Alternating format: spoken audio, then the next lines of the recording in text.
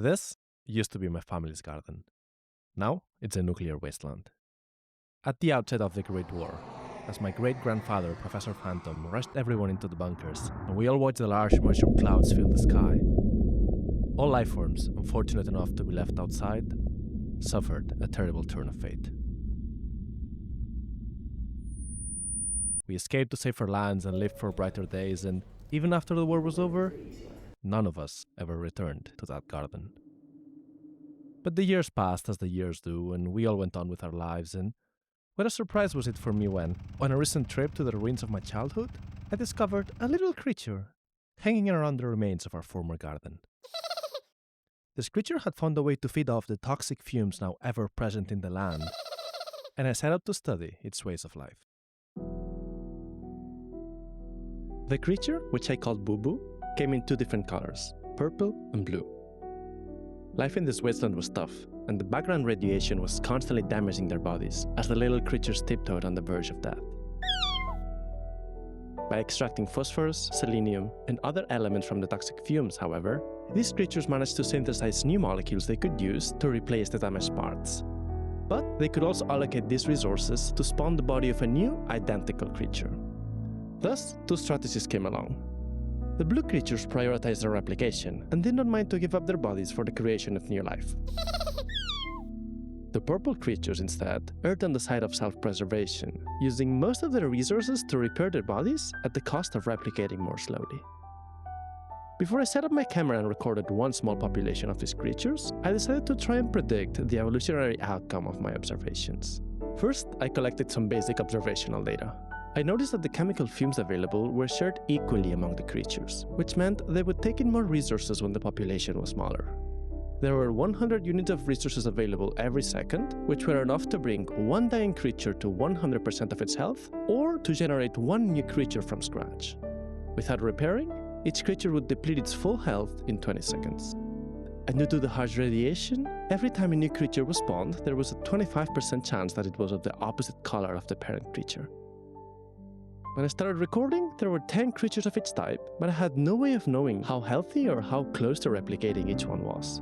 And so, when I made my predictions, I tried to answer the question of how the population would look like if I just sat there for a long time. More specifically, I tried to predict the composition of the population, i.e. whether one type would become more abundant than the other, or perhaps completely replace it, and the absolute size of the population, meaning whether it would stabilize around some number, have a tendency to grow indefinitely, or eventually become extinct. I also tried to guess whether there would be any sort of cyclical patterns. It's hard to predict the exact outcome, but it's good to have an idea of what general pattern we expect to see. I invite you to do the same. You can use pen and paper, you can use your phone's notepad, or you can scribble them in the margins of that love letter that you never dare to send. Now it's just too late.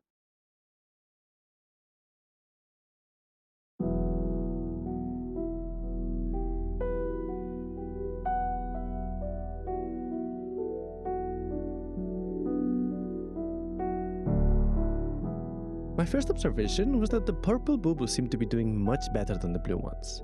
I assumed there had to be a perfect balance between how many resources to allocate to health versus replication, and thus one of the types was probably closer to that balance than the other. I had a hunch it was the blue one, as new babies are created with perfect health, but it seems that I was wrong. This shows that even though evolution is often about replicating more and faster, sometimes it pays to focus on survival. I knew, however, that the blue creatures would not disappear, not permanently anyway, since new purple babies would actually come out blue 25% of the time. I also anticipated that the total population would be stable. The amount of fumes that these creatures have available is always the same, so when there's few creatures they can eat a lot, and when there's lots of creatures they will mostly starve and die. But what I hadn't predicted at all was a phenomenon I coined the mountains. There, you see it? Every now and then, apparently at random, the amount of replicators shoots up and down in steep bursts. Intrigued by this unexpected behavior, I decided to collect more data, and sure enough, the mountains kept happening again and again, sometimes being very large, others being small and repetitive. I believe the reason these occur is the following. If two purple creatures are born at the same time, they will die at the exact same time too. This is because their bodies decay at the fixed rate, and the resources available are shared equally among all creatures, so they both will receive the same amount. This also means that their children, if they have any, will be born at the exact same time. When this happens, I'll say that these two creatures are synchronized. And once the creatures are synchronized, they stay synchronized forever. Even more interestingly, their entire lineages stay synchronized. They will have the same number of offspring, and those offspring will be synchronized too. The only exception will be those children which mutate into blue creatures, which replicate and repair themselves at a different rate and will therefore desynchronize. And so, it could be that it is these synchronized creatures that are behind the mountains phenomenon we observed. These mountains are actually sometimes so steep that they will make the entire population go extinct in one big sweep. How do these creatures become synchronized in the first place, you ask? I actually have no idea. If you have any thoughts on the matter, I'd love to hear them. We'll compile a list of the best proposed hypotheses, and we'll test them one by one to see if we can figure it out.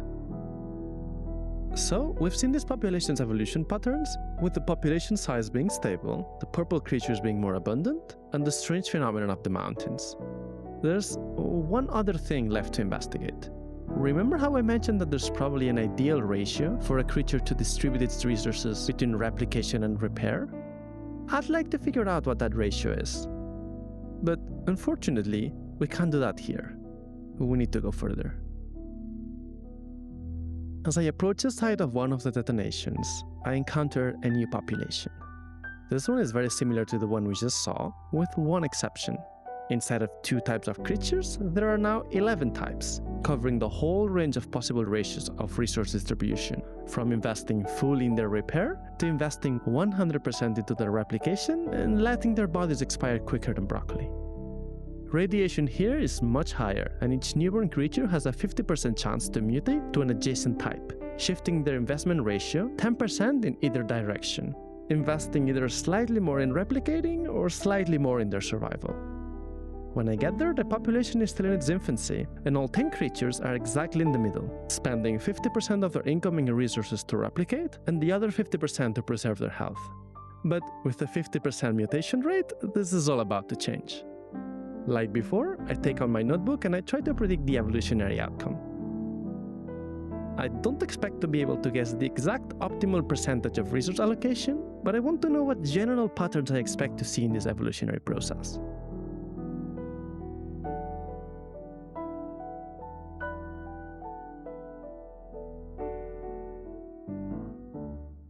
The first thing I notice is that the population doesn't just slowly evolve in the direction of the optimal ratio. Instead, it spreads out, covering many different possibilities.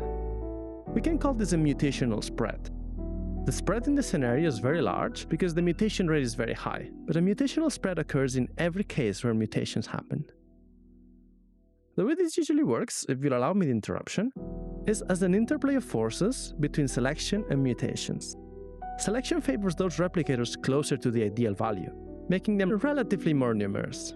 But as those replicators replicate and mutate, they spawn new replicas with new values which can be further away from the ideal. This way, scenarios with strong selection and low mutation rates will have a very narrow peak around an optimal value, while scenarios with weak selection and high mutation rates will have a large, flatter spread. Let's go back to our scenario and see how our population is doing. We'll notice here that the total population is now a lot more stable than earlier, staying very close to 18 or 19 total replicators. Because of the mutational spread, there are very few replicators of each type, so even if they synchronize, that won't have a big impact on the total population.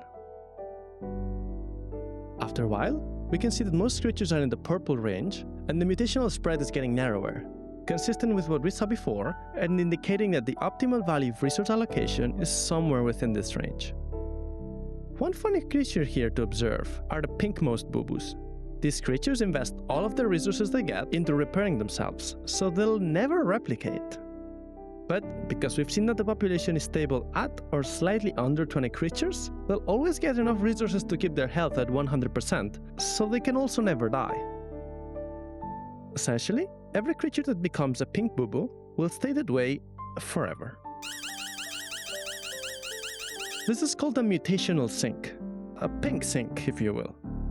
The mutation from the 10% boo-boo to the 0% is irreversible, so anytime it occurs, it will change the population forever. And we know that the mutational spread, centered around whichever optimal value, will eventually lead some replicators to become more pink.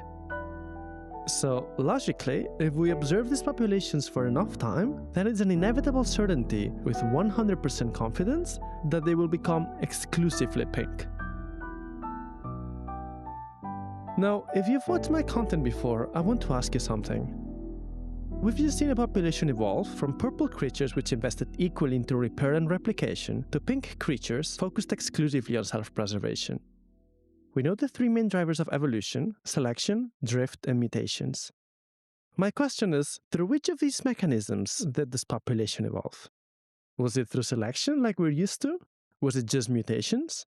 Was it the combination of the three?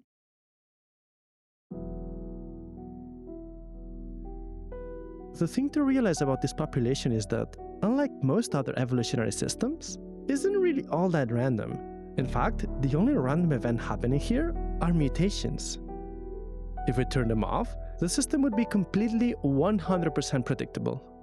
Might be a little difficult to predict, but predictable nonetheless.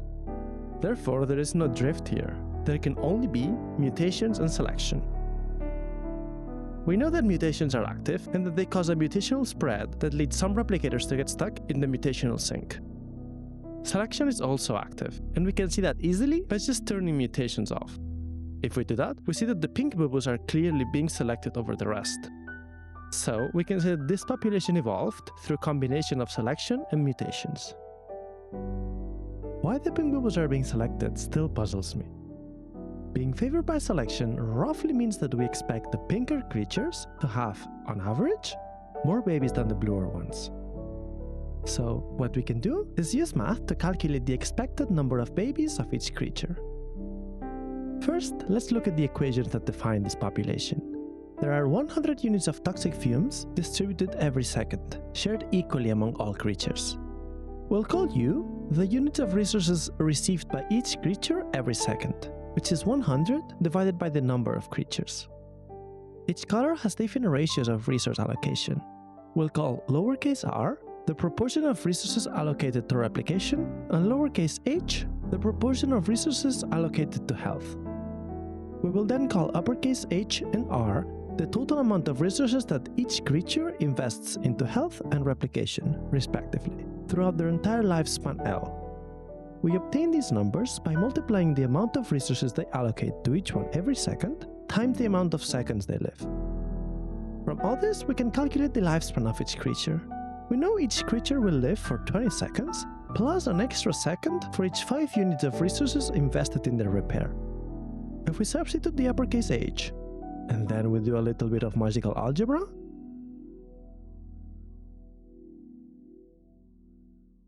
we get a formula for how long the creature will live based on how many resources they invest in repair. Note that the denominator for the lifespan is 5 minus h times u.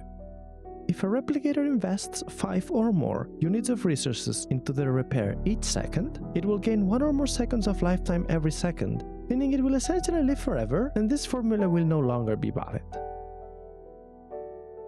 Now that we can calculate the creature's lifespan, we can input that value to figure out how many resources it will invest in its replication throughout its entire life. Each new replica takes 100 units of resources to create, so if we divide this number by 100, and we floor it, this will give us the total number of babies that a creature will generate in its lifespan. Note that if the lifespan is infinite, so will the amount of babies they create. With this formula, we can now go back and see which creatures will output more babies at different values of n. We'll look at 3 different cases. Let's first look at n equals 20, meaning each creature gets 5 units of resources every second. Remember the formula to calculate the total amount of resources that a creature will invest in its replication. If we do some clever algebra on this formula, we can figure out that each creature, regardless of their resource allocation, will invest exactly 100 units of resources into their replication before their death, making exactly 1 baby. The only difference will be in how fast they make it. The pinkmost boo-boos are the exception, as they will never make a replica, but they will also just never die. Therefore, at n equals 20, all creatures are equally effective, meaning there is no selection here. Let's now look at cases where the population is above 20 creatures, where each boo-boo gets less than 5 units of resources per second. Let's look at the value of R in this context. What we want to test is whether it is true that R will always be lower than 100 under these conditions. For this, we will set up the inequality and perform some simple algebra.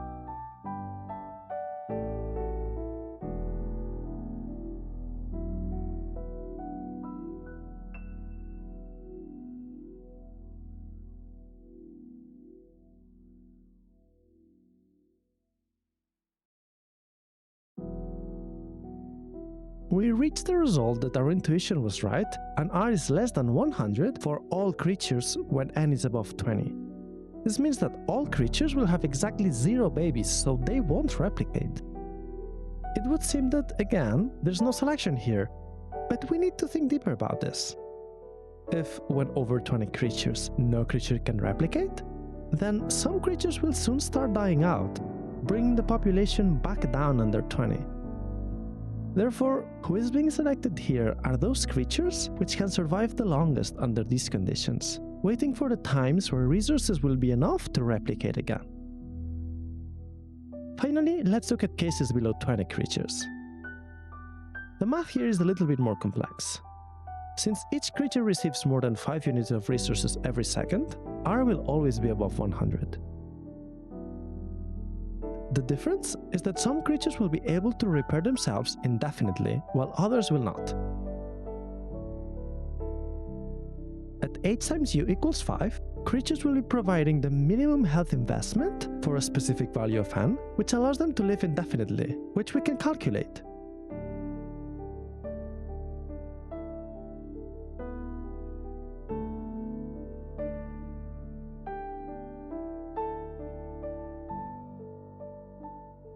For each n, the optimal creature will be that which has its health investment ratio at or immediately above this threshold, as it will live forever while still replicating as fast as possible.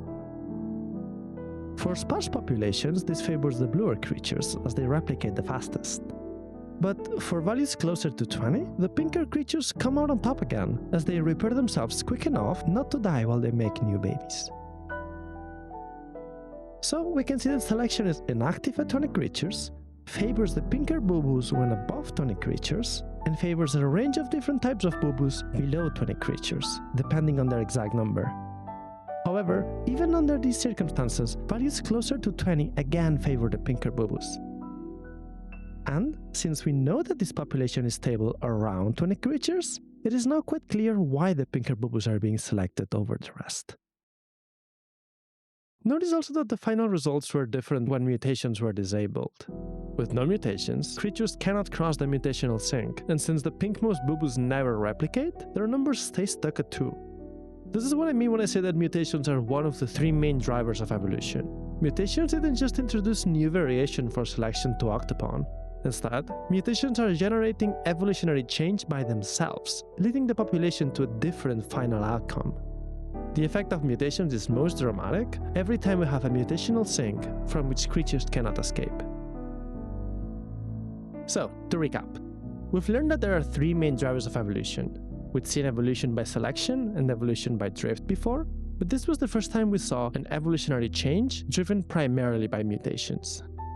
We've also learned that drift isn't really necessary for evolution, which means that some evolutionary situations can actually be 100% predictable. We've seen that mutations will cause a mutational spread around whatever value is favored by selection. The spread will be narrower when selection is strong and flatter when mutations are stronger. We've learned of a mutational sink, meaning a mutation which cannot be reversed. And we've seen how these sinks will tend to fix the entire population if there is nothing preventing them from doing so. Some of you are following my puzzle series. In this series, I post questions about evolutionary scenarios, and you can answer them correctly to earn some points, which show up in the final leaderboard. This video had a slightly different structure, so let me take some time to go over the questions and see what your score on this puzzle is. On the first simulation, you gain 1 point if you predicted that one type would be favored over the other, and an extra point if you predicted that that type would be purple. You gain 2 points if you predicted that the population would be mostly stable, and an extra point if you predicted it would be around 20 creatures. You gain 1 point if you predicted anything similar to a phenomenon like the mountains, meaning any sort of cyclical surges in the population. And finally, you gain 1 last point if you predicted that there would be no fixation, nor would the population become extinct. Well, notwithstanding particularly violent mountain swings. On the second simulation, you gain 3 points if you predicted that there would be some sort of spread around the optimal value, 1 point if you predicted that the population would stabilize at or slightly below 20 creatures, and 2 points if you realized that the pinkmost creatures could essentially never die and would therefore eventually become fixed. Finally, I asked you through which mechanisms this population evolved. You get 1 point if you answer that this population evolved through both selection and mutations, and another point if you answer that there was no drift in this evolutionary process. These scenarios were substantially more difficult than past puzzles, so don't be disappointed if you got a lower score than you expected. This puzzle is installment number 3 in the series, so if you're new, go complete the other 2 puzzles if you want to obtain more points. You can join our growing community on Discord to discuss the simulations with the rest of my students. Until the next one, take care.